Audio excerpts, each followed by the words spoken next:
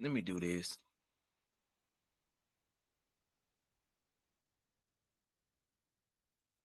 Yeah, it knocked me out. So we're back up. We back on live now. Sorry, I was talking too fast. Hold on.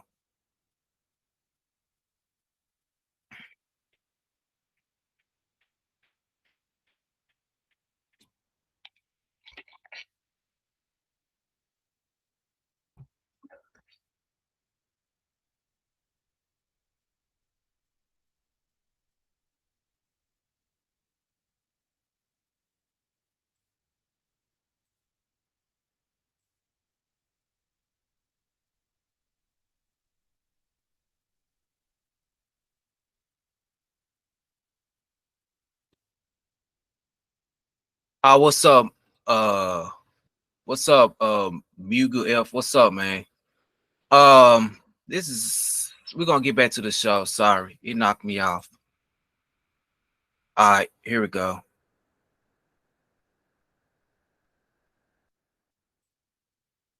Over here chasing dollars. Why don't you go back? If you love your country, why are you coming over here chasing dollars? If you I go back all the I time. hear all y'all people say, scream, we do the jobs nobody wants to do. We have nothing here in America. Y'all keep flooding it. But like God said, Yahweh himself says, we will chase you out of here, and it's going to be a thorn. Are you going to chase me out of here? No, we're going to burn you out. Are you going to burn me out? How are you going to do it? How are you going to do with 11 million immigrants? Don't matter. Hey, we Why are killed you gonna 6 million Jews the last time. How are you? 11 million You're is telling me nothing. that you're going to burn me. Yeah. No. As You're a sitting threat. on my property now. Yes, it is your property. Yeah. And I do understand that I'm probably the first black person immigrant here in your property. Well, first off, said you keep it. Or whatever. To me, you're a nigger. That's it. Watch your mouth. That's it to me. I find I ain't watching my mouth. I find that offensive, and I don't think you give a need to go flying that fuck. You can call me a because cracker. my skin color doesn't define me. Wow.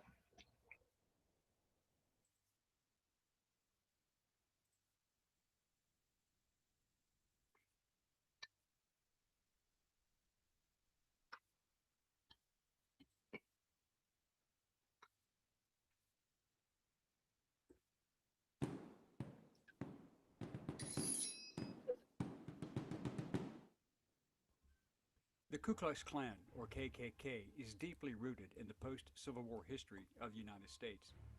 They are three of the most familiar words and letters in almost any language, synonymous with hatred, intimidation, and murder. The Klan had three evolutions in its history as it evolved and altered its methods, tactics, and expanded its focus. All three movements have called for the purification of American society. During each period of the Klan's existence, the official membership was secret, and estimates of the total numbers of members was unknown, and they were highly exaggerated by both friends and enemies alike. The first Klan was founded in Pulaski, Tennessee, on December 24, 1865, by six former officers of the Confederate Army. They were Frank McCord, Richard Reed, John Lester, J. Calvin Jones, and James Crow. It started innocuously as a fraternal social club inspired at least in part by the then largely defunct Sons of Malta, perceived as an offshoot combined of the old Knights Templar and Teutonic Knights. The KKK adopted many of the initiation rites and formal ceremonies of those previous organizations with the same purpose of fraternity, solidarity, and most of all, political power, which today in hindsight is laughable as well as tragic. The official KKK manual describing these rituals was printed by Laps D. McCord of Pulaski, Tennessee. The Klan also needed a distinguishing uniform, which later in their history would become notorious, robes, and hence their adopting the Spanish capirote hood. Former Confederate Brigadier General George Gordon, for whom Fort Gordon, Georgia was named for, developed the prescript, which supported the superiority of white society and culture and adopted and taught white supremacist beliefs. They created the ranking system, and at the top of the KKK was the Imperial Wizard, or the National President. Below this were the Grand Dragons, who governed an individual state, called a realm. Confederate General Nathan Bedford Forrest was elected the first Imperial Wizard, and stated that he was the Klan's national leader. Forrest was very concerned about the Republican influence growing among the blacks in the South. Despite its apparently well-structured appearance, the Klan had no membership rosters, no named chapters, and no listed local officers, so it was difficult to judge its membership. If you enjoyed this clip and want to see the full episode version, click here and it will take you to it. And, as usual, if you like the video, subscribe, like, share, send us comments. The Ku Klux Klan. The Klan march may have been cut short, but apparently it helped membership. Other than the Coke bottle, what's more recognizable than the white hood and robe and the flaming cross? The government was intended to be of the white man, by the white man, and for the white man. Mongrel class of people. Interest in the Ku Klux Klan has swelled and then dwindled. The Klan's power always came and went in phases. Until at one point, the tactics used to gather Klan members together ultimately become the hooks used to drag them down. The oldest Ku Klux Klan organization in the nation may be out of business. But what's never gone away is the fear the Klan built its legacy on. Preserve the racist! Fear that's still here today.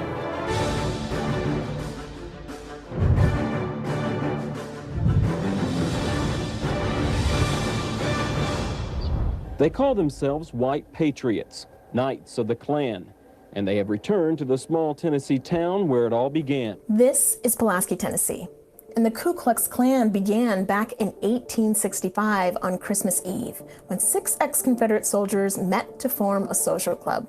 Its name was inspired by the Greek word for circle.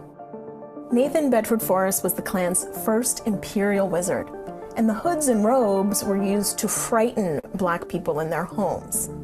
But then black people start voting, and the Klan and groups like it turn brutal. But the Klan went quiet just years later. By 1872, all of their goals had been pretty much accomplished, so it wasn't really a need to don a sheet anymore, because you had your person, your guy at the State House who could make laws that would suit your purposes.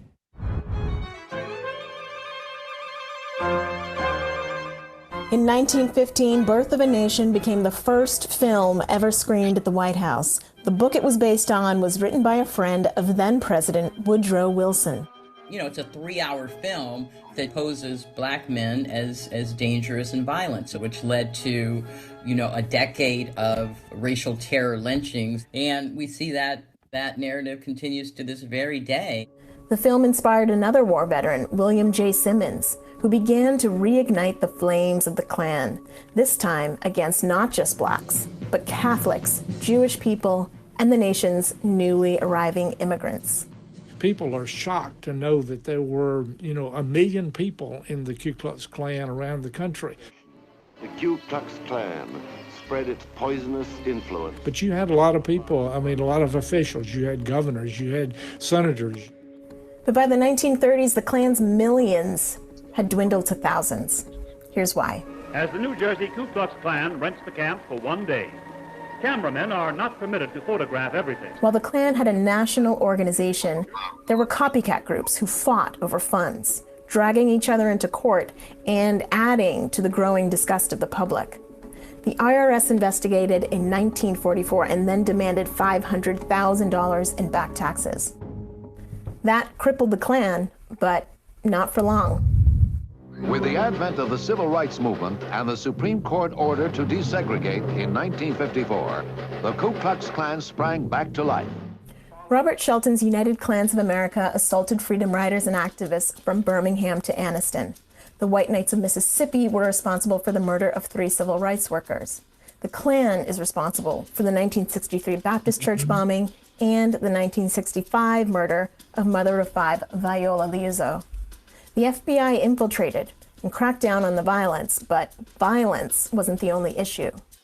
You also have those nonviolent actions that were carried out by groups like the White Citizens Council. After Brown v. Board in places like Montgomery, Alabama, where I am, they immediately started these private academies, and to this day, they don't send their kids to school with black kids.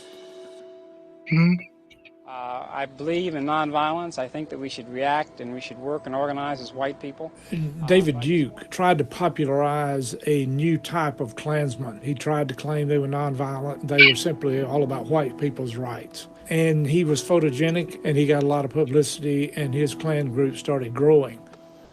And then comes leaders like Bill Wilkinson and Fraser Glenn Miller Jr. The numbers were smaller than before, but the violence still left people dead. To investigate and go after the Klan, Klan Watch director Randall Williams attended several rallies. There is an odd, happy white supremacy family atmosphere to some of this activity. You know, if you go to a Klan rally on a Saturday afternoon, they're having a fish fry. I mean, it almost looks benign. But the KKK's symbols made their members a solid target. And memberships, reams of propaganda material, assets, and bank accounts became liabilities that groups like the SPLC could use to take the Klan down in court. In 1987, Beulah May Donald won a $7 million lawsuit against the United Klans of America for their involvement in the death of her 19-year-old son. No, I didn't want it to happen to nobody else's child like it has mine.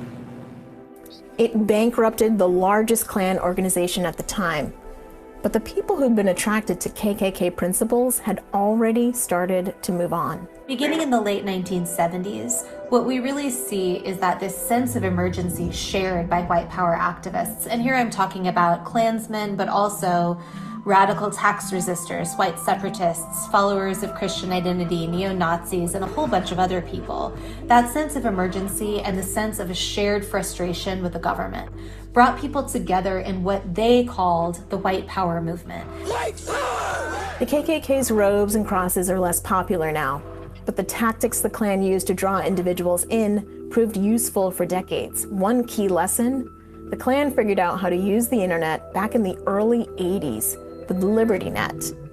The new white power groups now know how to communicate without making themselves easy targets.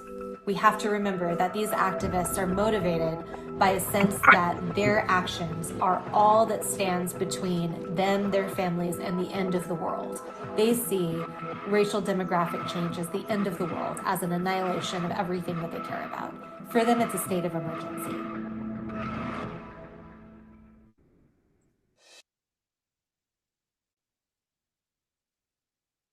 Now that was real truth, how the Ku Klux Klan had murdered black people and etc. I already talked about the Confederate flag.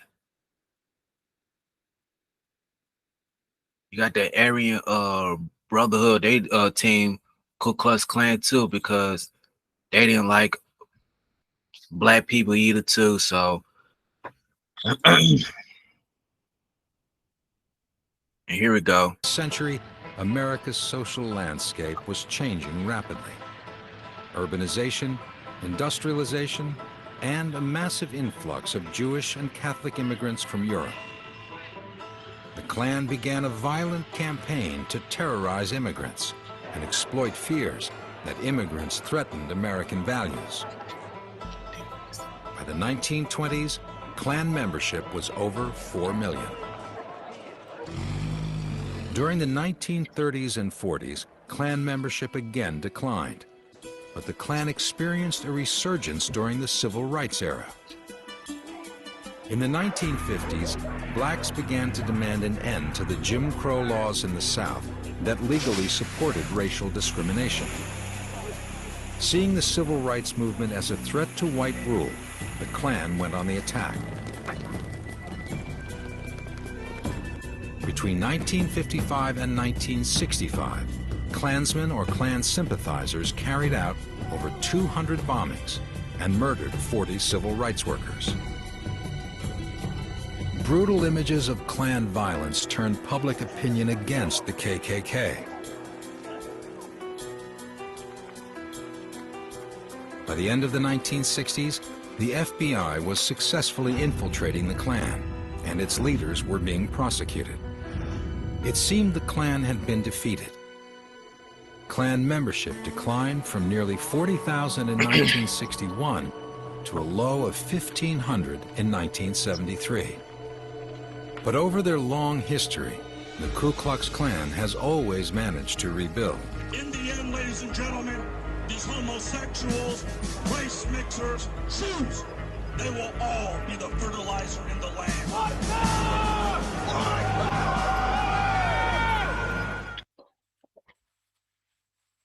That was deep, man. That was deep with how the Ku Klux Klan, and then they was hurting other black people. And I seen this video that KKK Grand Wizard had shoot and a black protester. I seen that video, and like these people do not like your ass, black people. Y'all better wake the hell up. See, this is exactly what I said. Black people, we gotta come together. We gotta wake up. This and third, but you can't even do that now because you got some black people just like drama and etc. We got the Ku Klux Klan out there who don't like black people. Back in the days, they was murdering us left and right.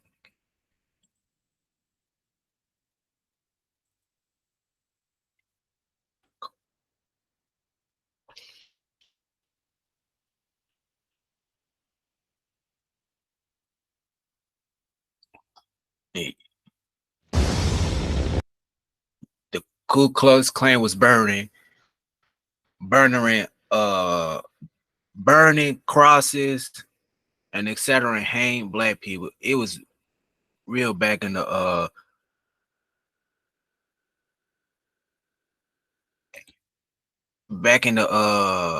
century. So the Ku Klux Klan had murdered black people. Like it was truth. And I seen the clips of people got hung.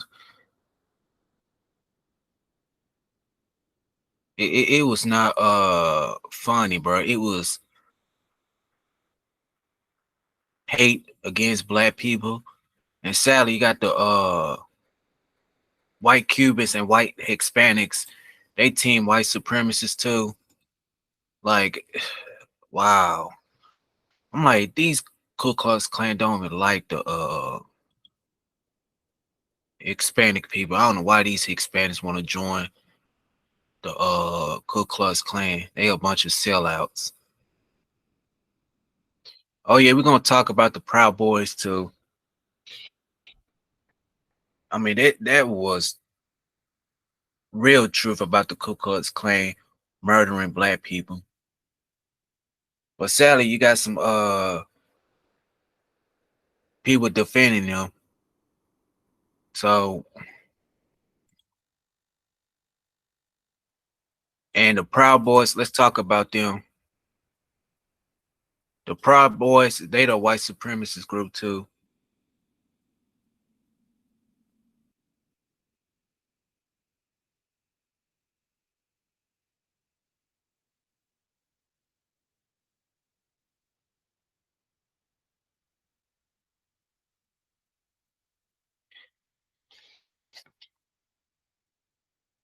And some of the members of the Proud Boys, they was team white supremacists too.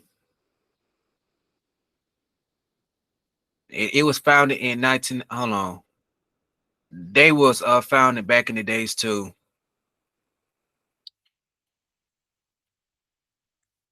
Hold on.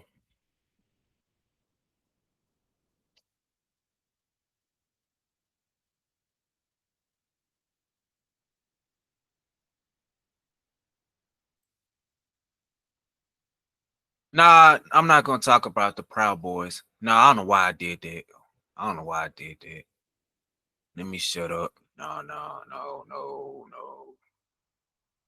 Nah, we ain't gonna talk about the Proud Boys.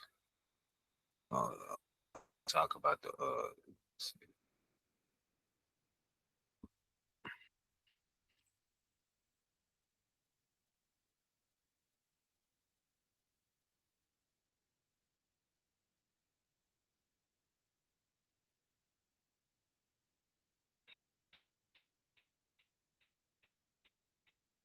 it's a hate group too about the Proud Boys too. Oh yeah, let's talk about them just a little bit, and then we're gonna talk about the topics today. The Proud Boys are the hate group.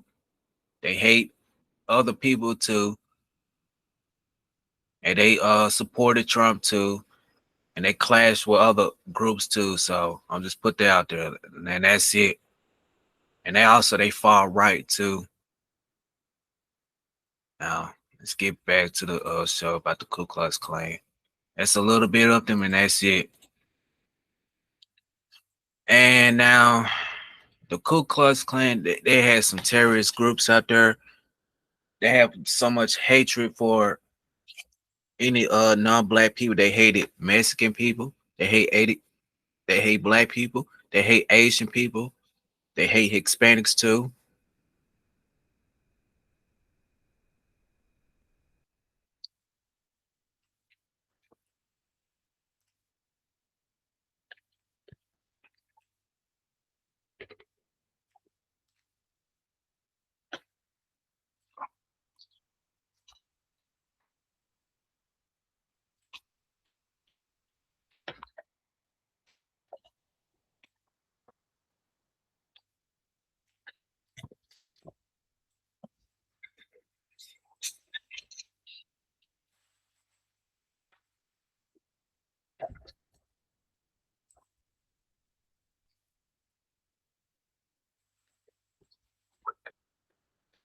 But sadly, you got the to this day, we got racists still alive. Now we got white supremacist people out there who already don't like us. Anyway, but sadly, you got the Ku Klux Klan still out there. I seen the rallies of them. I seen it all happen on the internet. That was clashing with other groups of people, and I seen them attack other black people. Like it was truth, 100% truth. When I saw the video on,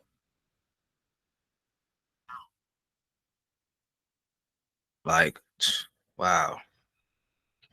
Why you think I'm like, you know what,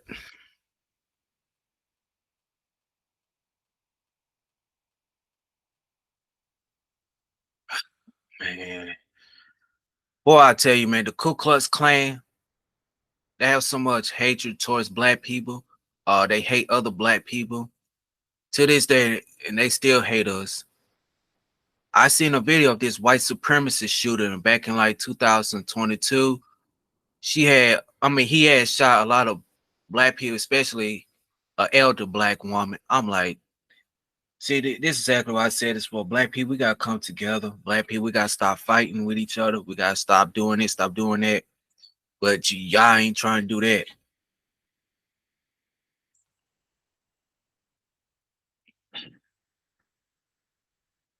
Like this is real truth about the black community. Black black people cannot come together for anything. Y'all y'all dudes will hurt Freddie Gibbs, but you ain't trying to hurt uh these white supremacists that want to do harm to you. See, I gotta watch my back from now. I gotta deal with the racist police, the racist. I gotta deal with the racist people. I gotta deal with white supremacists. You gotta deal with your own people who want to do harm to you.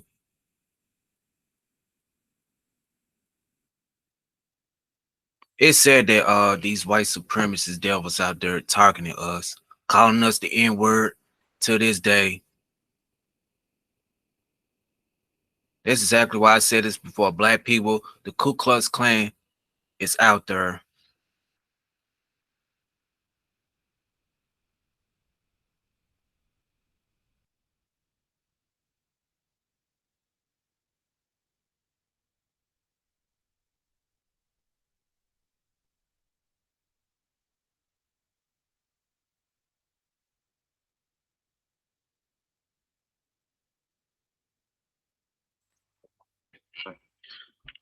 I mean, this is exactly why I said this before.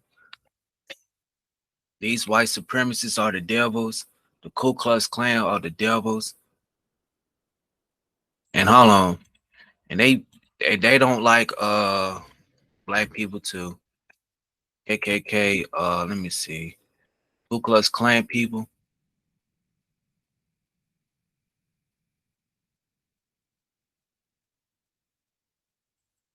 I mean, it was just bad enough now. The Aryan Brotherhood, it happened back in the 1920s, 1930s. I mean, the Ku Klux Klan was a terrorist group. They was hanging black people, and they was hurting other black people, and they hurt other people too, and they don't like your ass. I mean, I looked on research about the Ku Klux Klan, and this person goes by the name of William J. Simmons. He hated black people too, back in the 1920s and 1930s. To this day, they passing it down to the kids out there who hated black people. But it's truth out there.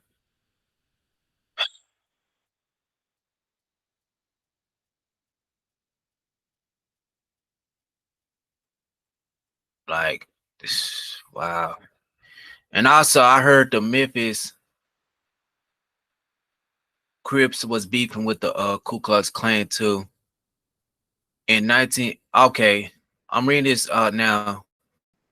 In 1980, 3 KK members shot 4 elderly black women in Chicada, Tennessee, following a KKK installation rally. A 5th woman, Patsy Christmas, was injured by a flying glass in the incident. Attempted murder charge was filed against 3 KK members, or 2 of whom, Bill Church and Larry Payne, were acquitted by an all-white jury. The 3rd defendant, Marshall Thrash, was sentenced the same jury to 9 months on lesser charges. He was released 3 months. In 1982, a jury awarded the 5 women $500,000 in a civil trial.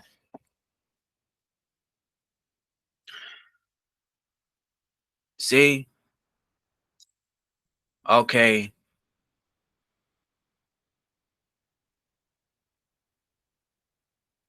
And then David Duke,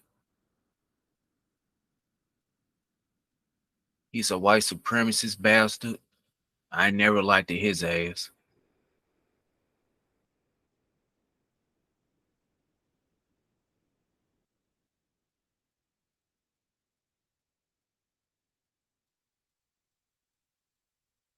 This dude never liked the black people. David Duke. Okay, let's click off his dumb ass.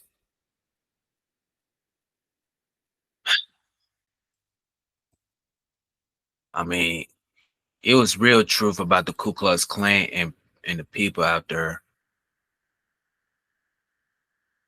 And it's still today, the Ku Klux Klan is still out there, and white supremacists too. And I was called an N-word by a white supremacist person on YouTube.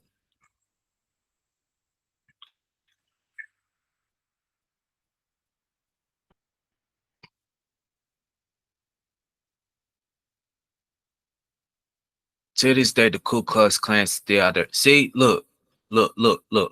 I'm not lying. I'm telling you the truth. Here we go. Here we go right here. Right here. See? What did I just say right here? Here we go. I'm not lying. I'm telling you the truth. So let's go ahead, play this video right here. Outrage tonight after disturbing racist flyers are found this weekend in Chillicothe. Those flyers claim to come from an out-of-state Ku Klux Klan chapter in Kentucky. In a story you'll see only on ABC6, Steve Levine learning that group may be trying to recruit members here in the Buckeye State. I've learned over the weekend, neighborhoods here in Chillicothe receive flyers filled with racist comments and recruitment offers to join the Ku Klux Klan. Tonight, community leaders here putting together their own message to keep out the hate. Disturbing flyers calling for segregation and filled with offensive drawings of African Americans left on cars and tossed into front yards Sunday morning in this Chillicothe neighborhood. Pastor J. Troy Gray with Zion Baptist Church tells us the majority of families who live in that community are African American. People have these horrific messages on their yard of hatred and bitterness and things like that. We are blurring out the racist comments and images that are claimed to be left behind by an out-of-state Ku Klux Klan chapter. Caesar Hawkins found a flyer at his front door. He says it went beyond racist slurs. It was targeting gays, it was targeting segregation, it was targeting interracial couples. It was targeting anything that they've been doing for the last decades with the same material. We've learned in other parts of Chillicothe, neighbors receiving letters asking to join the KKK. I think that because people feel like it's a rural southern area of the state, that might be a good recruitment ground to try to get people to be a part of the hatred group. We were with Pastor Gray when he called a number on a flyer and heard a recorded message. You have a great white day of white power. What do you make of that? I think it's crazy, you know, but I guess people do what they feel that they need to do, but that just goes to show that the hatred that's in our world still today. We reached out to Chillicothe police to learn if they received any complaints about the offensive flyers, but have not heard back. Pastor Gray planning to meet with police and the mayor to address the leaflets left in his community. But we come against it in the mighty name of Jesus Christ. Community members now sending a strong message. Hate of any kind, not welcome in their town. People have a right to freedom of speech, so we understand that concept, but yet they think that people aren't going to say something. That's totally wrong, because we're coming together and we're letting them know that's not welcome here. In Chillicothe, Steve Levine, ABC 6 News. We just went inside to the Delaware. See? See, that's exactly why I said this before. It's still there in 2024. See? I told you these folks are not playing. These folks are not playing.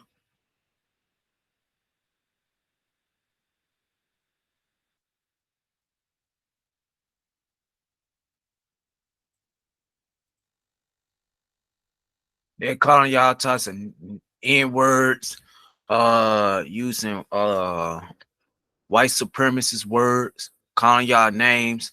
See, that's exactly why I said this before. Black people, we gotta come together, bro. It's not fun anymore. The Ku Klux Klan still out there. Y'all still up there talking about, oh, racism is dead. No, it's not. It's still alive. See, I played that video, so I played that live stream about the Ku Klux Klan, but it's too late now. Google Hangout knocked me out, so we're back now. It's not a joke, bro. It's not a joke. That's exactly why I said, look, black people, we got to come together. Stop with this gender war bullshit. Stop with it, because that's all we got. But nah, y'all just want to keep up with the gender war bull crap.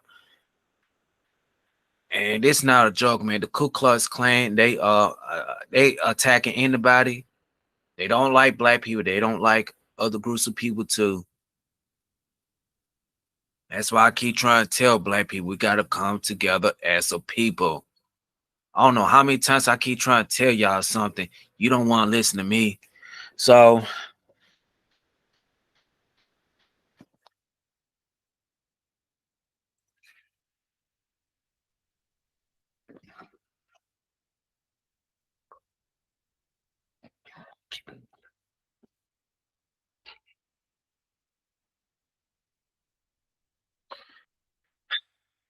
I mean, this is sad, bro. 100 years of condition and black people refuse to come together for anything.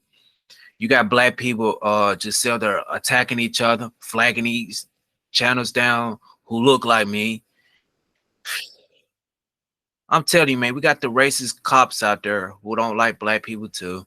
The Ku Klux Klan are in a racist system too. All right, let's talk about the Aryan Brotherhood.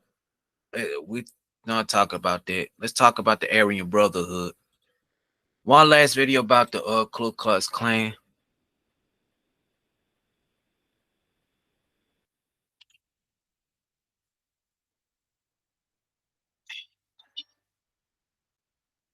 Hold on, let me see.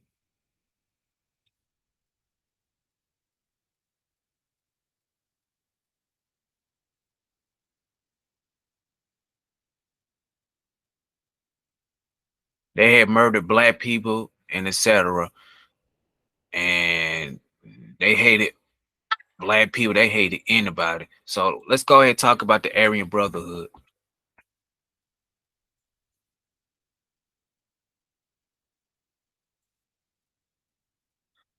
Okay, the Aryan Brotherhood.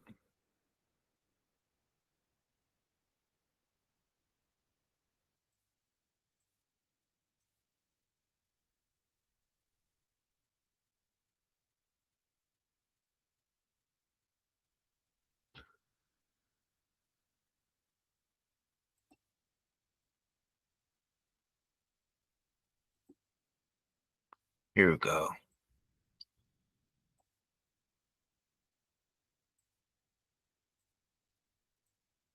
Here we go. They call themselves the Aryan Brotherhood of Texas, the ABT, considered one of the most dangerous gangs in the state with roots inside the walls of the Texas prison system. I think the Aryan Brotherhood of Texas today is arguably the most violent white supremacist prison gang out there. The ABT modeled itself after a California-based prison gang called the Aryan Brotherhood, who were the subject of this National Geographic documentary. While most gangs seek safety in numbers, the Aryan Brotherhood remains an exclusive crew. Only the most cunning and ruthless convicts may enter the brand's privileged ranks. Inmates in Texas asked the Aryan Brotherhood for permission to start a Texas chapter. But the Southern Poverty Law Center says they were denied membership. We don't know why, but it didn't seem to matter. Authorities say the ABT followed the California model. It is said to be one of the gangs that live by the blood in, blood out code, meaning that you can only get into ABT by carrying out some kind of attack. And similarly, or so it's said, you can only leave in a body bag. And like the larger Aryan Brotherhood movement, authorities say the ABT's main purpose turned from protecting whites in prison to criminal activities like drugs, extortion, and murder. And its reach began to extend outside the prison walls as more members served out their sentences. ABT members on parole are required not only to remain loyal to the gang, but also to recruit new members. Brutal beatings, firebombings, drug trafficking, and murder are all part of ABT's alleged standard operating procedures. Last November, 34 alleged members of the ABT were indicted on federal racketeering charges.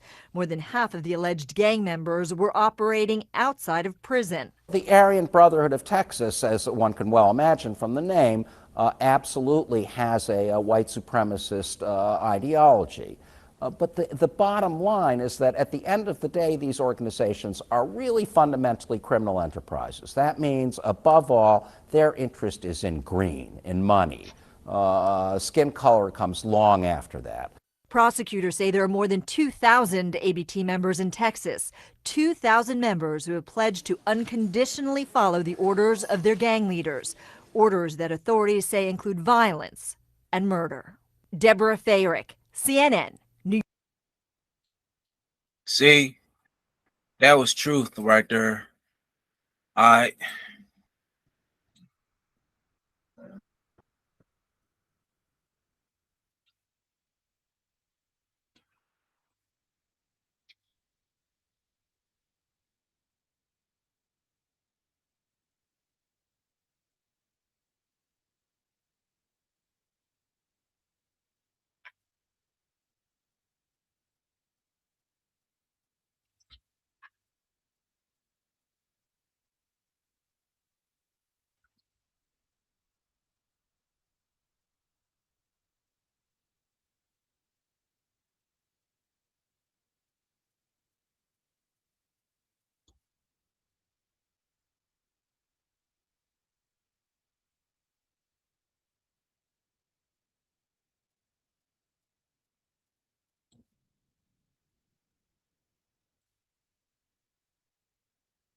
Okay.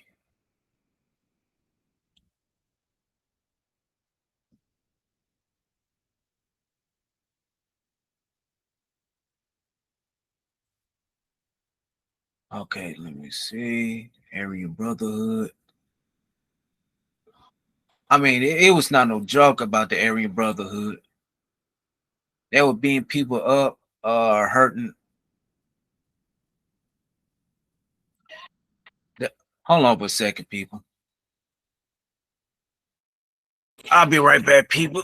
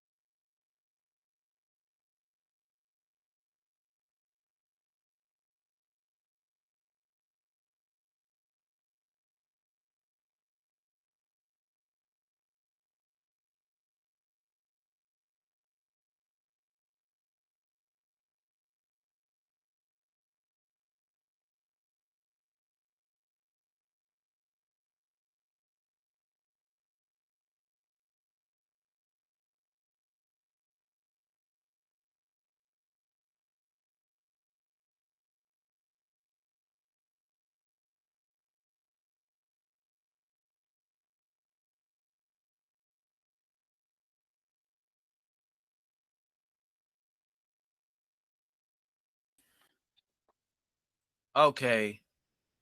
I'm back, people. I had to do something. My bad. Hold on. Cause the Aryan Brotherhood, they not to mess with. They're not to be fuck with. Cause they will beat people up and hurt other people. It's a white supremacist game too. Hold on, let me do this.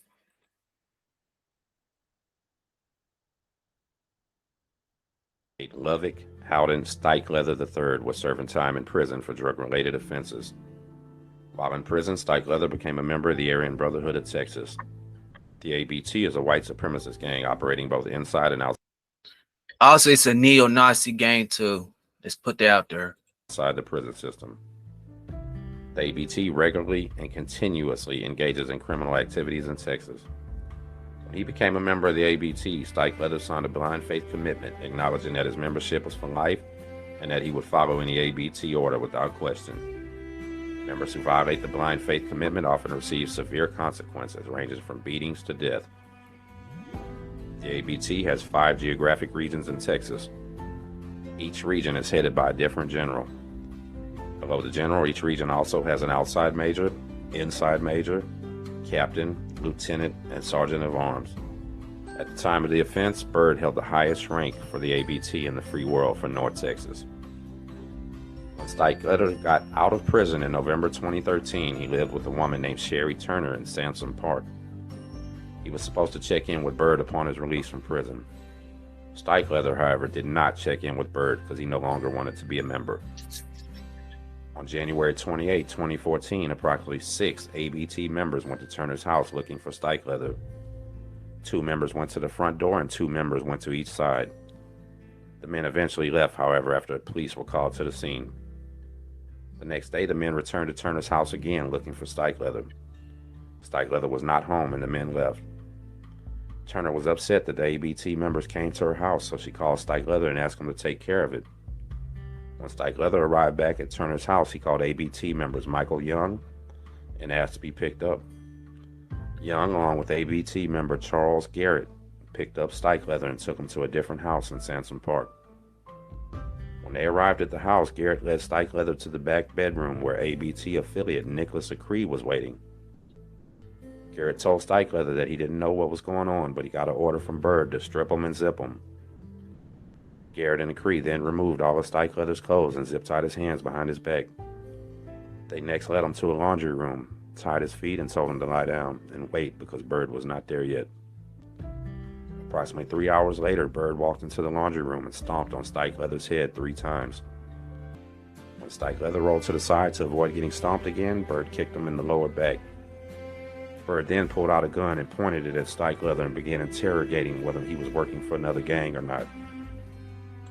Byrd put the gun in Stikelether's mouth and asked Acree, "You think I should just kill the motherfucker?" When Acree responded no, Byrd removed the gun from Stikelether's mouth and after some discussion told Stikelether, "For me letting you walk out of here today, you're going to pay me $1,000 a month. And the next time you disrespect me, you're going to be dead." Byrd then pulled a knife from his belt and said, "Just so you know that I'm serious," and he stabbed Stikelether twice in the left shoulder. Byrd then ordered Acree to untie Stikelether. Acree brought Stikelether out of the laundry room and into the kitchen and gave Stikelether his clothes back. But Stikelether was bleeding way too bad to put his shirt back on. Noticing the bad blood, Byrd grabbed a piece of bread from the kitchen counter and asked Stikelether if he knew what a blood oath.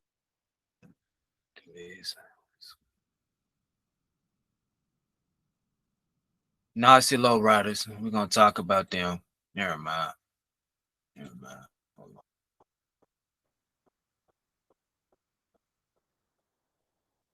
Here we go. The rise of the Nazi lowriders, the most proactive prison gang. The Nazi lowriders started off as a skinhead gang in the California Youth Authority, but they have since become a more racist and criminally active group. A lot of their success can be attributed to their partnership with the Aryan Brotherhood, an older prison gang. This relationship allowed the members to act as middlemen for the Aryan Brotherhood illegal businesses, which helped Nazi low-riders gain a more ruthless and ambitious reputation, as well as opening new criminal opportunities that weren't connected to the Aryan Brotherhood.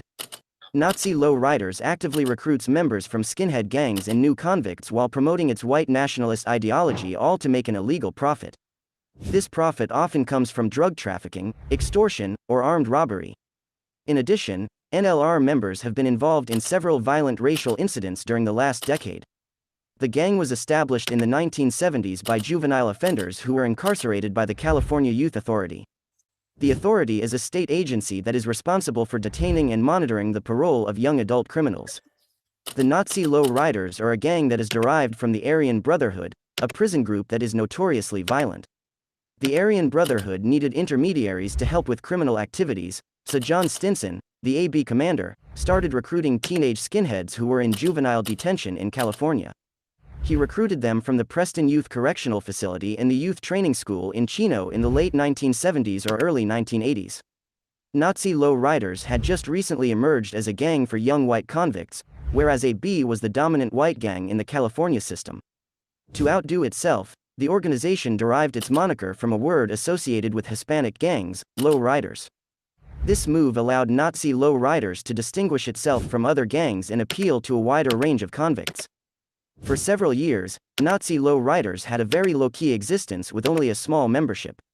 It managed to stay off the radar of law enforcement until the early 1990s when the California Department of Corrections put a stop to AB's operations. By this point, Nazi Low Riders had taken over the older organization's place in the prison gang pecking order and became the go-to white gang in California prisons. Nazi Low Riders is a street gang that got its start in the California prison system. Although it is still strong inside the prison system, it also has a lot of street activity. After first being noticed by authorities in Costa Mesa, California, more units of the gang began to show up across Southern California. These units then spread to Central and Northern California. The different units of the gang are bonded together by their shared white supremacist beliefs. Nazi Low Riders' well-run and violent criminal activities have made it a key player in the West Coast criminal world and among white nationalist skinhead gangs in recent years. Several criteria are used to determine gang membership, including tattoos, self-identification as a gang member, and possession of gang-related publications. Once a member is identified, they may be subject to more severe disciplinary restrictions and punishment. By 2000, the FBI reported that there were up to 1,500 NLR members in California prisons, with up to 400 in San Bernardino alone. A year earlier, in 1999, Nevada officials identified over 100 NLR members, while authorities in Colorado and New Mexico noticed the gang's existence. Members of gangs have lately been identified in Florida and Illinois.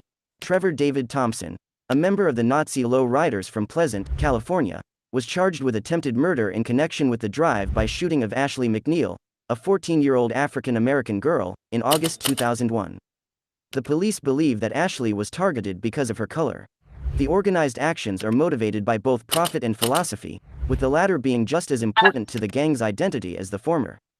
The gang's white power ideas have motivated numerous violent acts, and the two fundamental conditions for membership are demonstrated crime and commitment to the white race. In April 1996, for example, members Danny Williams and Eric Dillard assaulted a black adolescent with a baseball bat in Lancaster, California. In 1998, Williams and Dillard were sentenced to jail after they had attacked two African American males in Lancaster with the intention of clearing the streets of African Americans, as Williams had allegedly stated according to the Los Angeles Times. One of the men had been stabbed multiple times in the back. Gang members have also been known to use status-seeking violence while in jail. In September 1999, two members of the NLR, William Ritchie and David Rolfe, attacked black inmate Cedric Parker with a stolen handcuff key, leaving him with severe facial and neck wounds. According to the indictment, the two men attacked Parker with the goal of retaining and strengthening their positions in the gang. In jail, Nazi Low Riders membership is divided into three categories: seniors, juniors, and kids. The average unit is led by seniors, some of whom have been with the gang since its early days in the California Youth Authority. To become a senior member, members must be active for at least 5 years and be elected by 3 other senior members.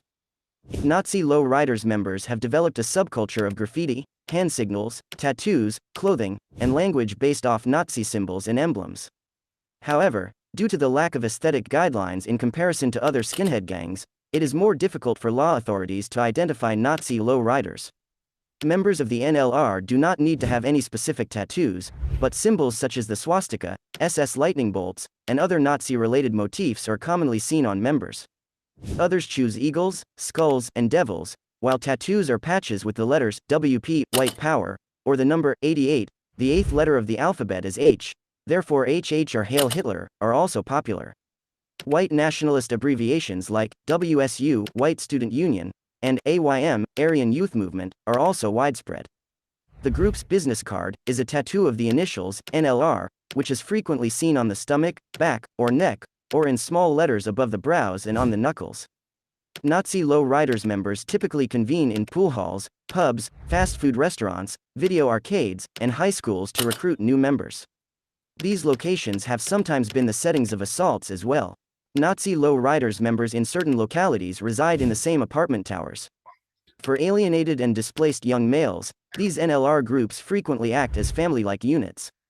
Although the NLR does not compete with other gangs for territory, it does tend to dominate the regions where its members dwell. NLR members frequently establish themselves in a residential complex by harassing or threatening other residents. When male members are imprisoned, NLR, like other gangs, relies on women not only for personal and financial assistance, but also to manage commercial activities. They are frequently family members or girlfriends of NLR members who have been intimately involved in the gang's violent actions. For example, in March 2001, NLR member and ex-con Todd Stomper Givens and his wife Lacey murdered ex-con Scott Holston and his sister, allegedly over a disagreement between the two men. Givens and his wife, with the assistance of Givens' mother, placed the bodies in the trunk of a car, lit it on fire, and fled to Las Vegas, Nevada, after shooting and stabbing the Holstons. According to an Upland, California, law enforcement source, female members frequently operate as liaisons to unaffiliated speed users, supplying addicts with narcotics and sexual favors. Eventually, they employ force and intimidation to persuade these users into committing crimes for the gang. Furthermore, here we go. Let's play this video. Especially in the city of Cyprus. Nah.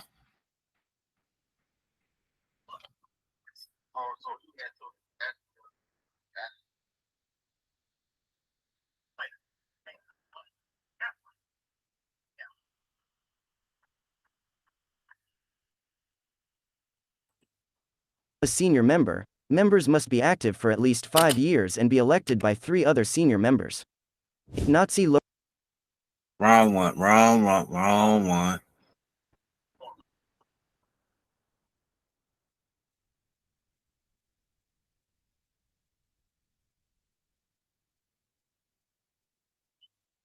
Go.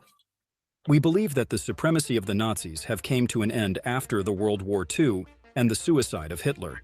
But do you know the fact that whatever gets destroyed, its consequence still persists, whether it is for the good or for the bad? Neo-Nazis comprise the post-World War II militant, social and political movements that seek to revive and reinstate the Nazi ideology. They regularly display Nazi symbols and express admiration for Adolf Hitler and other Nazi leaders. Are the neo-Nazis more terrifying compared to the members of early Nazism? What is their ultimate agenda? Will the world ever be able to stop these deadly, dangerous criminals from creating the cause of another world war? Let us hook into some of the shocking stories of the neo-Nazi prisoners that will blow your mind away. So without much delay, let's get started. Tony Shane Wilson. Shane was officially one of Britain's most dangerous prisoners. He is tough and tattooed, a former Nazi lowrider gang member whose long criminal record shocked the entire world. Witnesses are targets, especially in jail. In my world, if you testify, you put your life in jeopardy, says Wilson in the jailhouse interview, and his claim was quite eye-catching to people all over the world. Wilson agreed to testify against a suspected murder in exchange for a lighter sentence, but that marked the beginning of his miseries and was frightened enough to live life ahead. Less than 24 hours after testifying, he sat in his cell at Men's Central Jail in Los Angeles, waiting for dinner, and was all alone, protected by a court order consisting of special precautions for his safety. An inmate came near Wilson's cell with a huge load of food. Tempted by the food, he reached through the bars, and the inmate attacked Wilson with a weapon made of plastic and razor blades. The weapon opened a 5-inch cut across Wilson's face that required more than 200 stitches to close. The attack came despite all the repeated pleas from prosecutors regarding the protection of the prisoner Wilson. He was kept in protective custody, as per the order of the judge, according to the Los Angeles County District Attorney's Office. Wilson was in brutal pain as he dropped to the floor and pressed a towel against his face, trying to stop the bleeding. After several attempts of yelling for help, a deputy at the end of his cell block, along with other officers, came for the rescue. The suspect in Wilson's attack was Porfirio Avila, a gang member convicted of 2 murders, including the killing of a witness, claims the prosecutor. Law enforcement sources said that Avila who had been sentenced to life in the state prison without the possibility of parole earlier that month, was doing a favor for the Mexican mafia gang. Sheriffs were unable to recognize the connection between the attacker and Wilson. He agreed to cooperate with the authorities as he did not have any other choice left with him. Wilson was subjected to a jail sentence lasting for 29 years to life as an accessory after the fact in the 2003 murder of Christopher Walsh, whose body was found in a Van Nuys storage shed. David Steinberg and another man were charged with murdering Walsh. Wilson had met Steinberg a few weeks earlier and said he knew about the killing but had not gone to the police. Prosecutors were planning to try him for having an unspecified role in the homicide until he agreed to testify against Steinberg. Wilson said that he saw a deal with the prosecutors as a chance to avoid spending the rest of his life behind bars. But that, however, worsened his condition. On March 22nd, he pleaded guilty to being an accessory after the fact and agreed to testify against Steinberg. In exchange, he would receive at most a 3-year sentence. Deputy District Attorney Michael Kraut spoke several times with the jail officials to arrange for Wilson's protection, according to a district attorney spokeswoman. Until he testified at a preliminary hearing on March 26th, Wilson was kept in the same part of the jail as his co-defendants. Before he was moved, Wilson said, he could hear Steinberg and other inmates talking through a vent to other inmates. The day Wilson testified, Kraut called the jail to make sure that Wilson had arrived safely from the courthouse and to remind sheriff's deputies of the danger he faced. Sheriff officials moved Wilson to a single cell in a protected area where the next day he was attacked. Rather than directing his anger towards his attacker, Wilson said, "I'm more mad at the deputies who didn't take care of me." Wilson said that he still fears for his life, but must testify at Steinberg's trial, set for summer. "If I don't, then he could go free and I could end up dead," says Wilson. What's up, my people? My ADOS, FDA. Shane Allen Ziska, the longtime prison guard at the California Institute for Men in Chino, was accused of secretly aiding the Nazi lowriders in their violent and drug-related activities within the prison walls. The U.S. District Court Judge Terry J. Hatter found that Shane, who worked at the prison from 1984-2000, conspired with the gang to distribute methamphetamine and heroin. He was also subjected guilty of civil rights violation.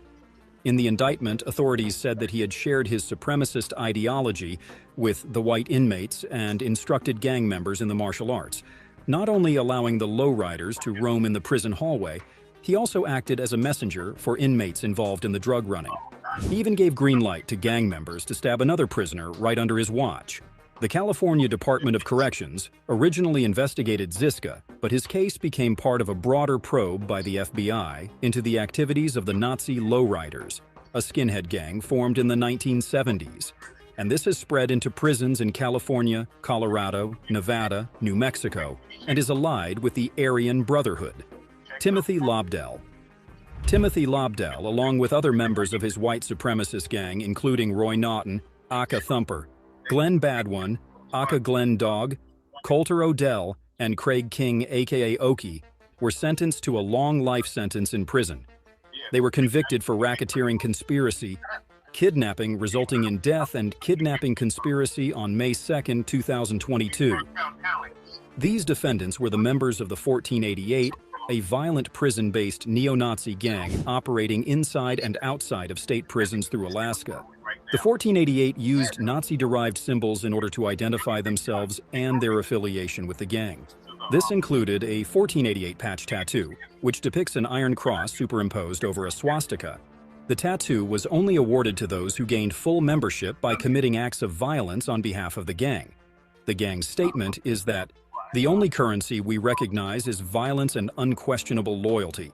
Lobdell was the one who founded and led the 1488 gang from inside a state maximum security prison, where he was serving a 19-year sentence for the attempted murder of an Alaska state trooper. He also ordered members of the gang to commit violent kidnappings and assaults in the free world outside of prison. On April 2, 2017, Roy Naughton and other members of 1488 lured a victim to a gang meeting at Naughton's residence, according to the orders of Lobdell. The victim was taken into a basement where he was held at gunpoint, tied up, and assaulted. As a part of this assault, the gang members shattered a light bulb in his mouth and tattooed him with a racial epithet. Lobdell, who was sentenced to jail without parole, was one of the most notorious and violent neo-Nazi leaders in the United States. Robert John Stockton. Stockton, the 42-year-old neo-Nazi, was serving a life term for a murder in the Tehama country. He was considered a violent associate of the most dangerous gang called the Aryan Brotherhood. He was accused of killing another inmate, Doug Maynard, in October 2016 in a bid to win membership in the Aryan Brotherhood prison gang. According to the reports, Monyard was killed by Stockton, according to the orders of the fellow inmate Jason Corbett, who was serving time for a 1998 murder conviction. Rodney DeLong, an inmate accused of burglary, possession of a controlled substance, and assault with a deadly weapon, was moved to a cell along with Stockton. He lasted 32 minutes in his new cell before he was stabbed to death in his head, neck, and eyes with a homemade weapon. The correctional staff reached the cell, and they could see DeLong lying in a pool of blood from his torso to his head. DeLong's mother filed a lawsuit criticizing the officials for putting both of them in a single cell without being aware of the animosity between DeLong and the Aryan Brotherhood gang. DeLong's slaying is one of the series of killings allegedly orchestrated from the inside prison walls by Aryan Brotherhood members. Should these brutal criminals be sentenced to death? What are your opinions?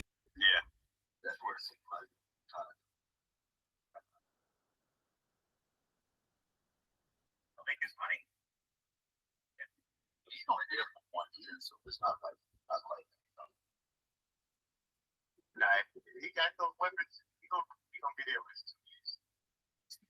I don't know. Yeah, he signed up to do it. He might want to go somewhere else. Now, if he does good, they're gonna keep. If he does good, they go far in the playoffs. I mean, that was true, man. The neo-Nazi lowriders weren't playing. All right, let's click off this. Then we're gonna talk about the Confederate flag, and then we're gonna get off here. Cause I'm gonna just lay down and rest my body. I just got done exercising right now, lifting. Now the Confederate flag is a racist flag. It should never be waved down. It should be taken down. But you got some black people supporting that Confederate flag. I'm like, I'm just looking at y'all as sideways. You support that stuff. I'm looking at you as a idiot. You wearing Confederate flag as a black man. I'm just gonna look at you like you an idiot. That's exactly what I'm gonna do.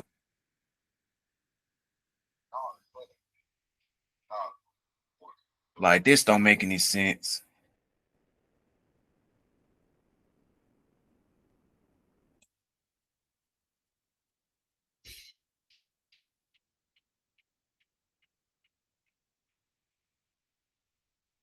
It's so bad now that you got these individuals supporting that doggone flag.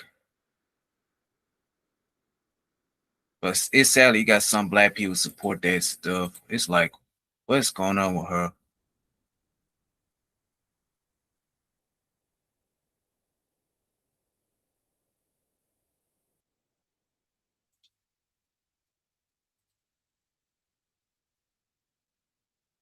Like, wow.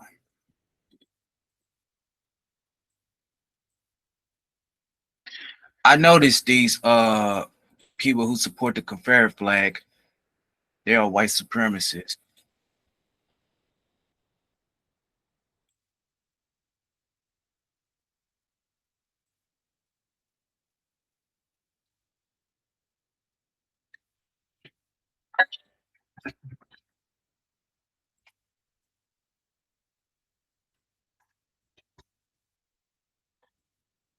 I mean, this don't make any sense. You got these white supremacist people supporting that Confederate flag. Now we're gonna play a couple more videos about the Confederate flag, and then we out. Okay.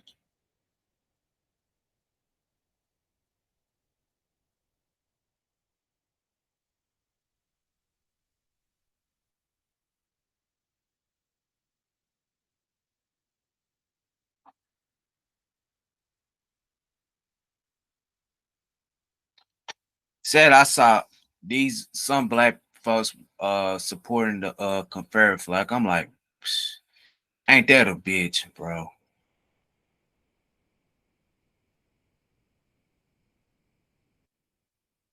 Like, y'all didn't just, some black people didn't do their history.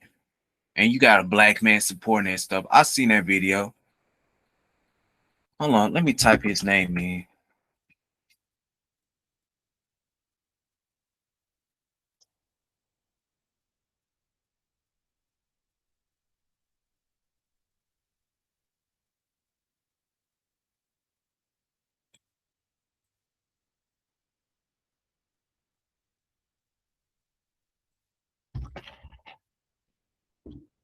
You got these Uncle Ruckuses types supporting the Confederate flags. Like, get out of here.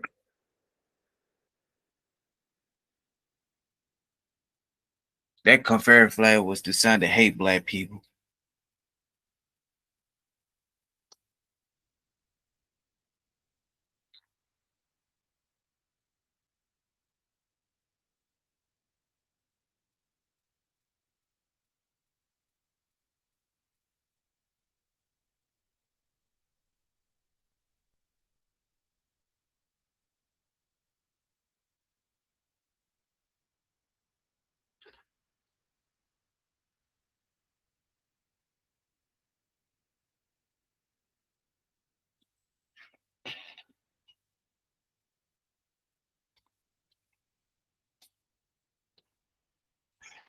I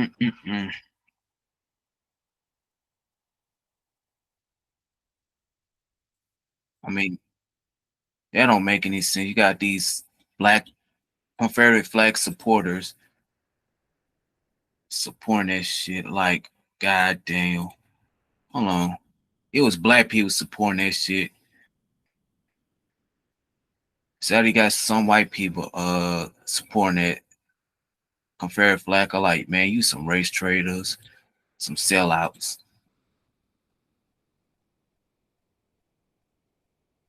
Like, wow.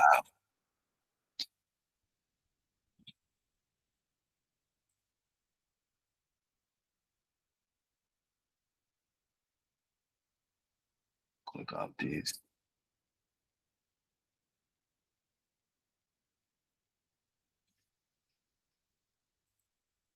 Where that video go? Here we go.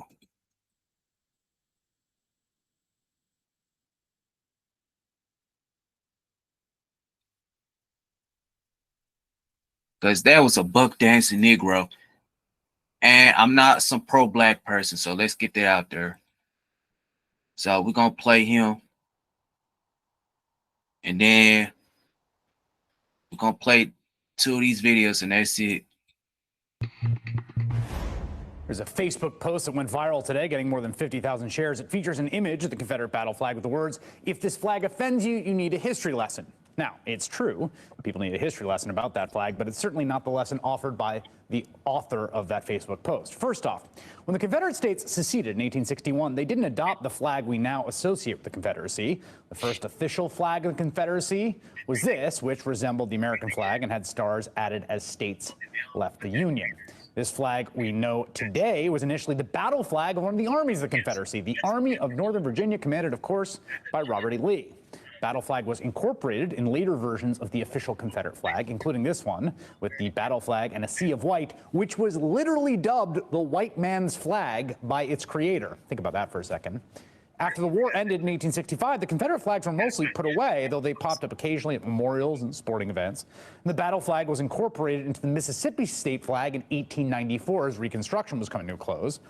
But for the most part, the battle flag itself was not prominently in use as a political symbol until 1948, more than 80 years after the war ended, when it resurfaced for a very specific reason. In opposition to Harry Truman's efforts to provide equality for African Americans, which included desegregation of the armed forces. At the 1948 Democratic National Convention, a coalition of segregationist Southern Democrats, known as the Dixiecrats, rebelled against Truman and embraced the Confederate battle flag as their emblem of revolt, eventually holding their own convention where the battle flag served as their segregationist symbol, and where South Carolina Governor Strom Thurmond was nominated for the presidency.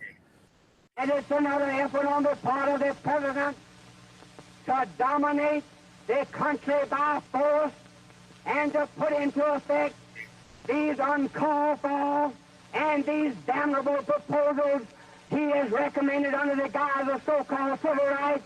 And I tell you, the American people from one side or the other had better wake up and oppose such a program. Confederate battle flag was quickly embraced by the Ku Klux Klan and other racist organizations and became a primary symbol of opposition to the civil rights movement. In 1956, that's 2 years after Brown versus Board of Education decision desegregating schools, that's when Georgia incorporated the Confederate battle flag into its state flag, where it remained until 2001. It was 5 years later, in 1961, as those civil rights battles raged, that South Carolina hoisted the battle flag above its state capitol.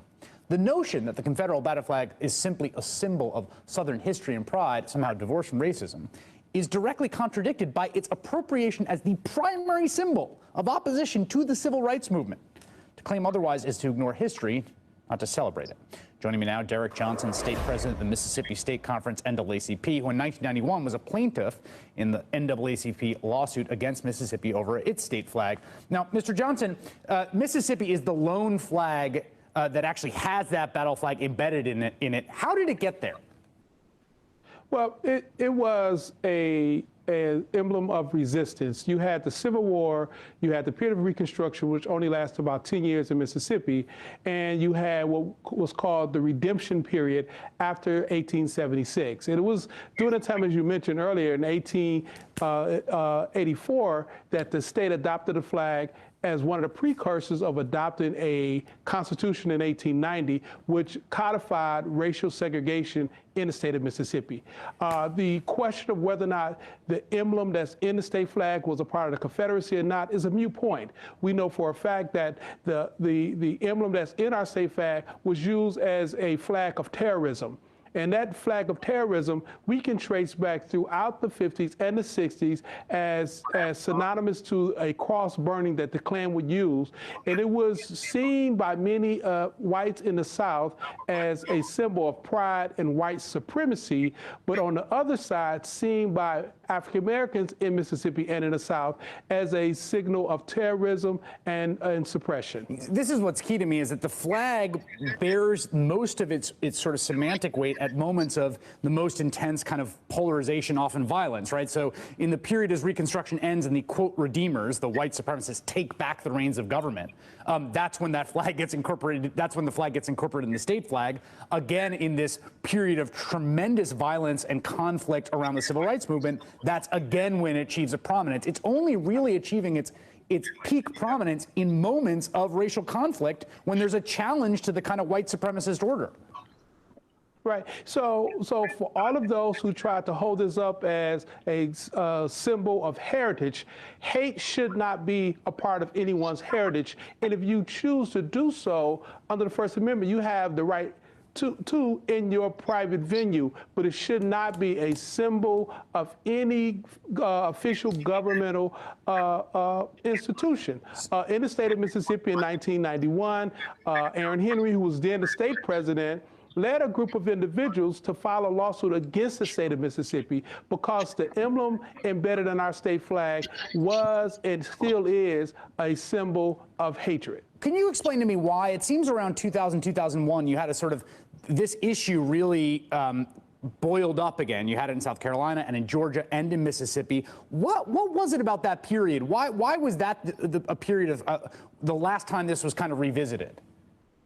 Well, if you take a look at that period, that was on the backdrop of the redistricting cycle, 1991. We've seen the largest change of African Americans being elected to office as a result of the Voting Rights Act and many of the southern jurisdictions being covered under Section 5. By the 2000s, you've seen another increase of African Americans asserting their ability to get elected to office and begin to raise substantive policy issues. But it was also this time that many of those African-American leaders started raising the question of what the images and symbols that represent the governmental bodies that all of us are citizens of, and whether or not those images and symbols should continue to represent the states and the municipalities across the South. All right, Derek Johnson. Hey, YouTube fans, I'm Luke Russert. Thanks for checking out our MSNBC channel. Subscribe by clicking right here. That was truth right there. But let's get on the two sellouts right here.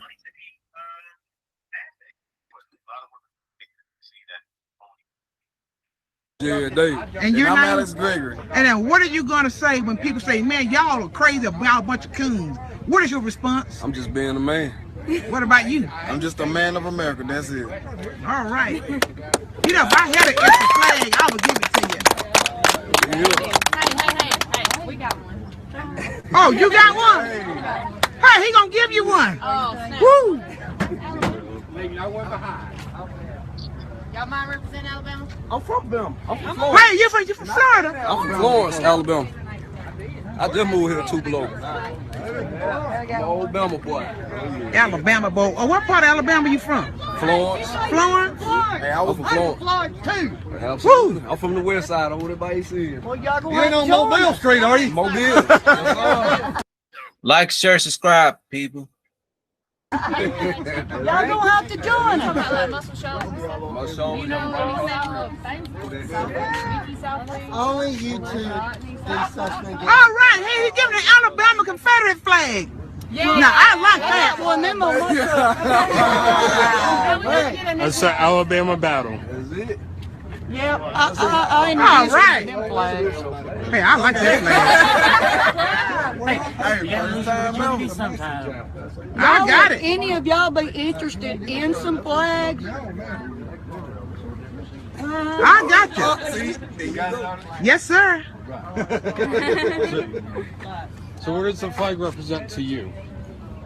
Well, to be honest, I never really took it into consideration. The way I grew up rough and violent, so I never. Flag that I grew up with was Paru, so I grew up, you know, initiating in gangs. So what that meant to us was, you know, saying unity. You know what I'm saying? As one as a whole. So, but nowadays there's no such thing as, hey, I'm a blood and I'm white, or I'm blood and I'm black. It's, hey, we all are people, so we do everything as one. You know what I'm saying? Fuck the government. So it's fuck the government. So always. Well, hey, Sean, you got a flag. You join our group. We're gonna convert you to crack. Call me Black Nick. He's a black Nick. He said. Well, yeah, he said call him Black Nick. Ain't no red Nick, call me Black Nick. Well, you in the club now? Yeah.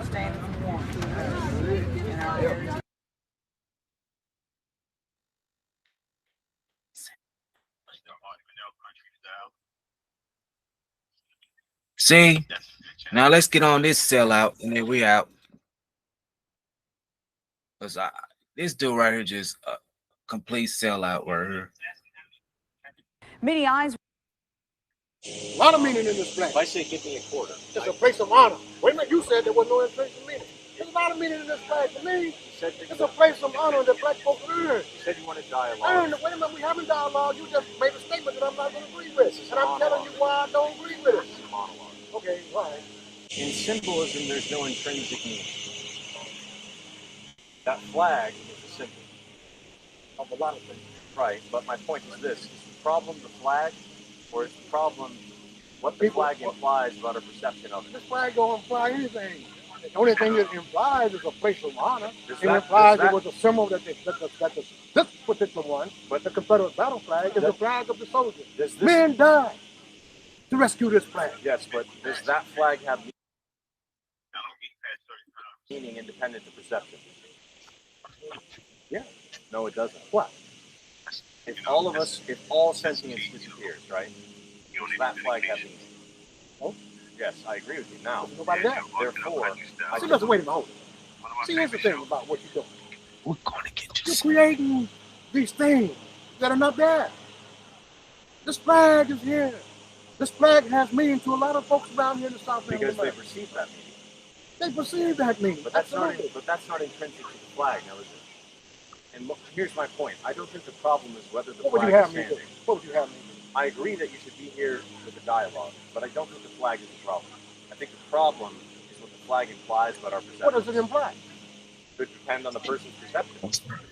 That's why I'm here. And I think that's... To give my perception. I'm as calm. I hate to leave you because I love your conversation. I think I've enjoyed yours as well. And I wish that you would have this conversation with more folks. Because I love what you say. I love what you're doing. Now, peace and love. And God bless you. God bless each and every one of you. I hope I have not offended anyone by being here defending the Christian cause of St. Andrew.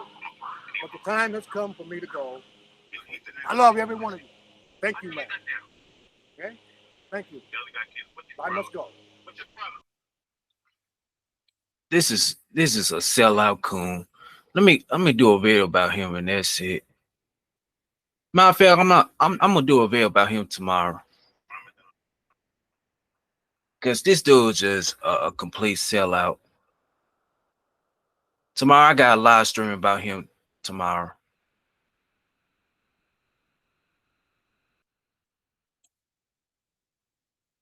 I got something for him. I'm gonna do a live stream about him tomorrow.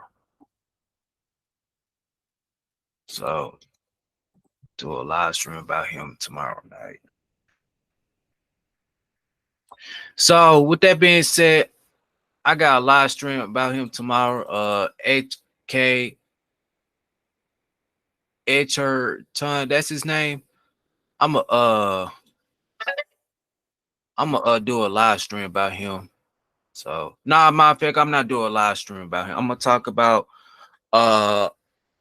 other topics, or I might go back to doing gaming. So I'm out. Peace. I'll catch y'all next live stream. Also, people, I got demonetized, so you don't have to worry about it. I ain't making money off this bullshit anyway, so I don't give a fuck. So I'm out. You got a black man supporting a Confederate flag. Like, get out of here, dude. You're a complete sellout. So I'm out. All right.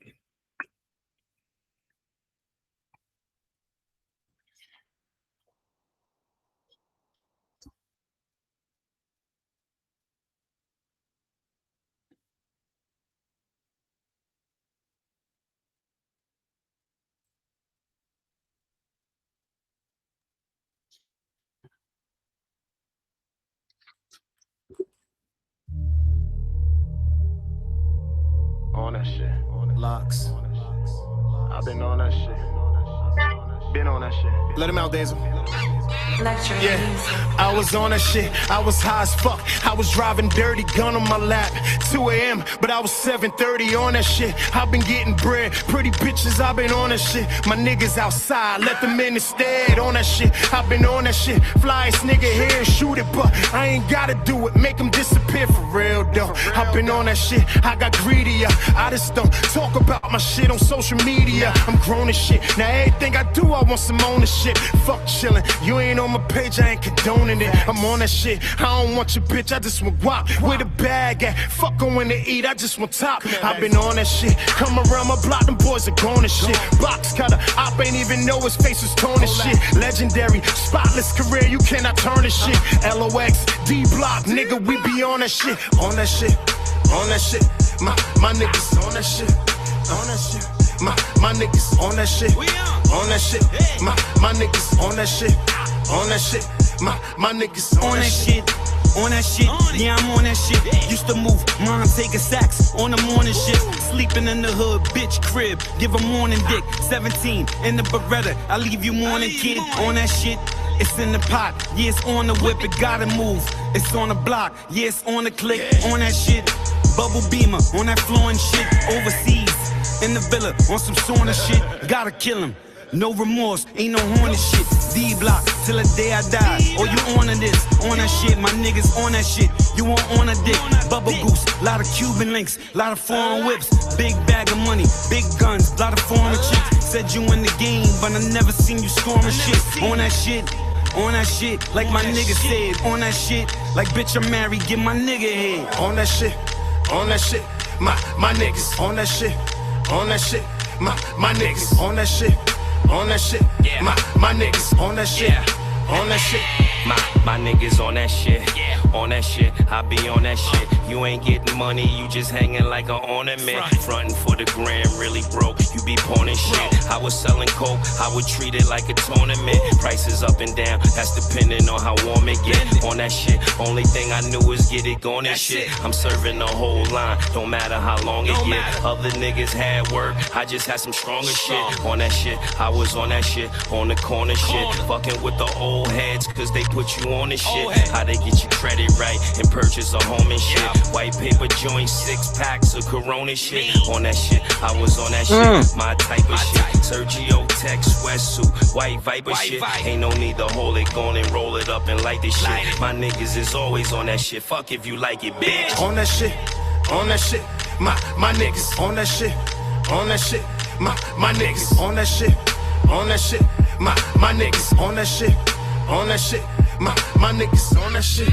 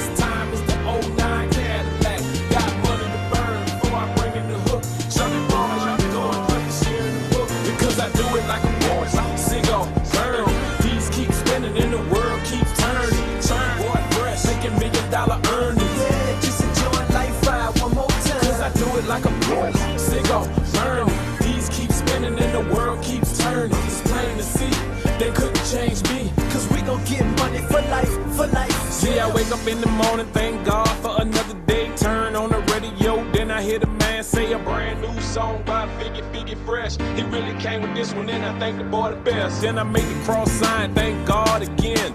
To live another day, just to ball again. See the shower to the road to the clothes. Keys to the roasters, then I'm back on the road. They say they got 50, and I'm gon' get it. S550 Benz, baby, in his kitty. The only millionaire in the city where he born at. Catch me in the club with a glass full of cognac. Cause I do it like a boy, cigar, burn. These keep spinning and the world keeps turning. Boy, fresh, making $1 million earnings. Yeah, just enjoying life right one more time. Cause I do it like a boy, cigar, burn. These keep spinning and the world keeps turning. It's plain to see, they couldn't change me. Cause we gon' get money for life, for life. Yeah. 1 for the money, 2 for the show. That's another couple million whenever do blow. I went and got a GT Porsche. I came a long way from a 7-wall porch. I see it, I like it, price it, copy. Back in 98, I got big things popping. A rock star like Marilyn Manson. The mother boys stunting, they could barely answer. Yes, I get checks. Yes, I invest. No, I'm not in debt, but my money's in debt. I'm thinking fresh every time I step. You need to get your mind right before you get left. Because I do it like a boy, cigar, burn. These keep spinning and the world keeps turning. Boy, fresh, making $1 million earnings. Yeah, just enjoying life right one more time. Cause I do it like a boy, cigar, burn. These keep spinning and the world keeps turning. It's plain to see, they couldn't change me. Cause we gon' get money for life. This my life, buddy, this my song. That's my legacy, that's my throne. This my city, man, this my home. You heard I was leaving, well, nigga, you wrong. What God gave me, dude, you can't take it.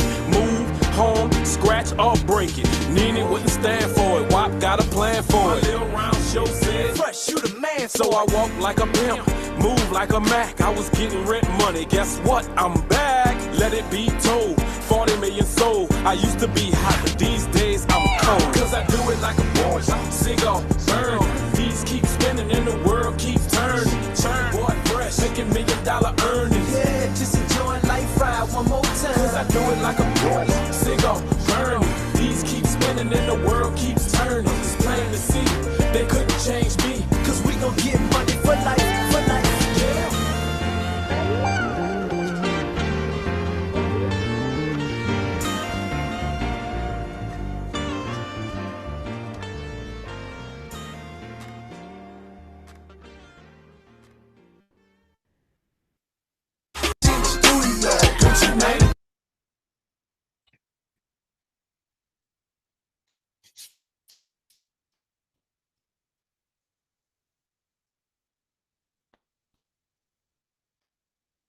Let's go. And you say New York City Only describe us as soldier survivors. And you say New York City Only describe us as soldier survivors. And you say ATL Only describe us as soldier survivors. And you say London Escobar.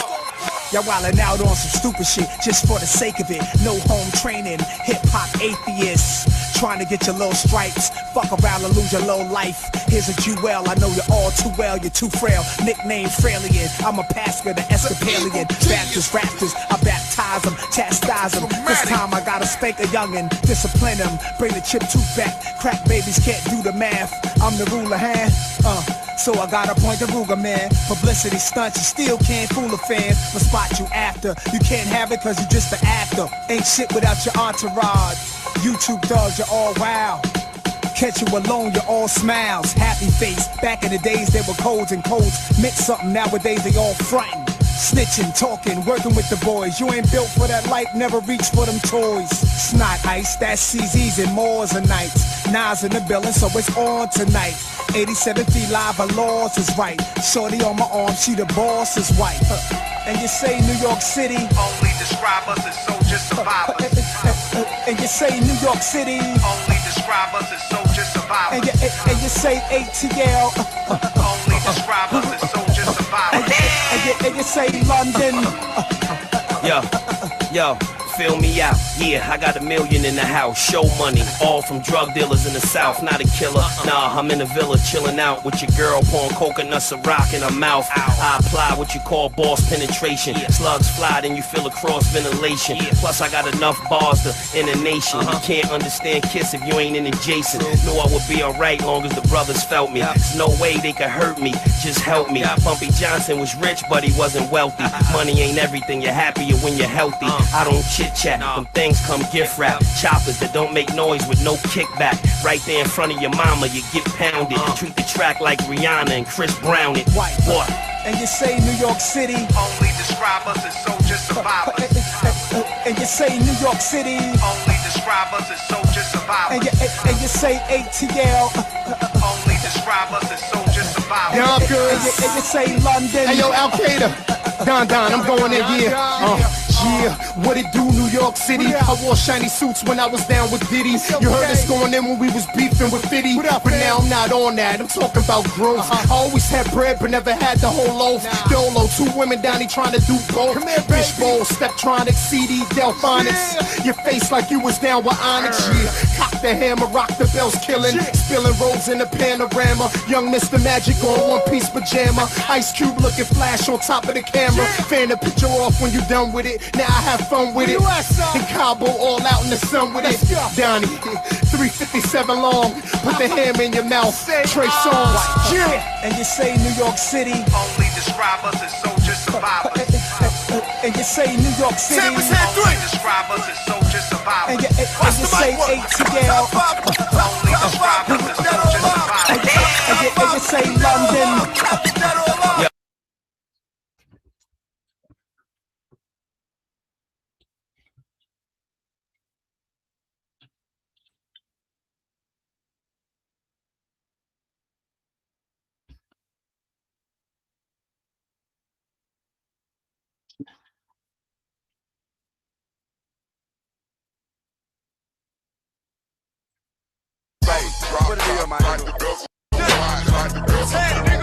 Never pay me, pimpin', get a bid, break a beat.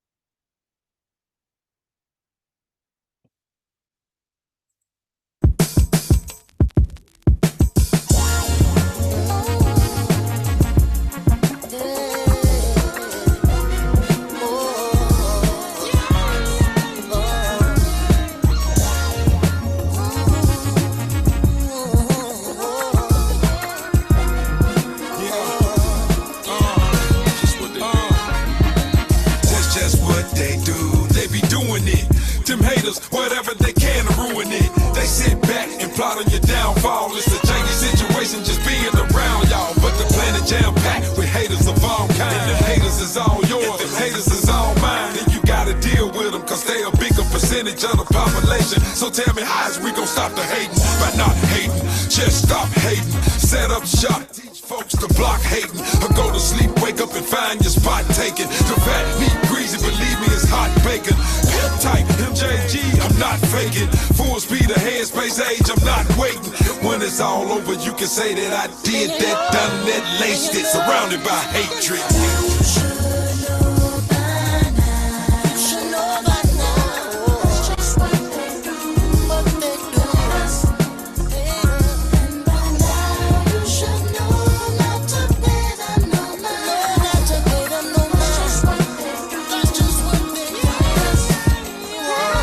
I let you sucker get mad.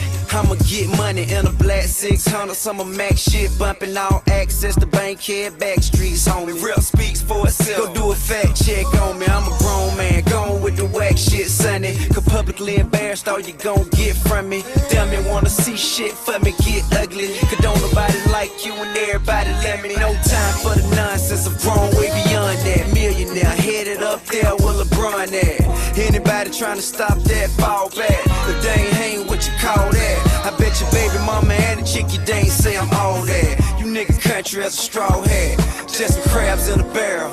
You know how the story go. And so I keep diversifying my portfolio from fashion, rapping, and acting in the movies I'm producing. You just wanna see a nigga act stupid.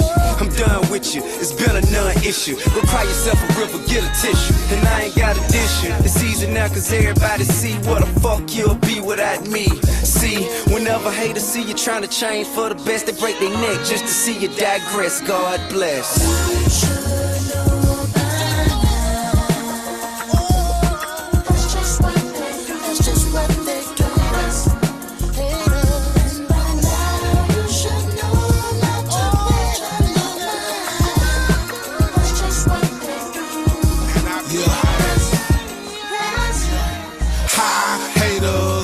My mind and my money right now. I'm looking at these suckers like bye haters. And you can see me in the wind with my ice cold grin. Once again, man, I don't own a Bentley or a Phantom, but I hang with niggas that's got a few of them. I do me and let them continue doing them. I hate to see good niggas let money ruin them. I've been up, I've been down, it's a big difference. When you're down, that's when you see who gon' ride with you. Petty shit block your view of the big picture. Temptation of bitches hard to resist her. When she lean over in your ear and whisper, I was weak, I admit, I tongue kissed her. I'm just a human being what a human be. And it ain't nothing for free, take it from Big Boss.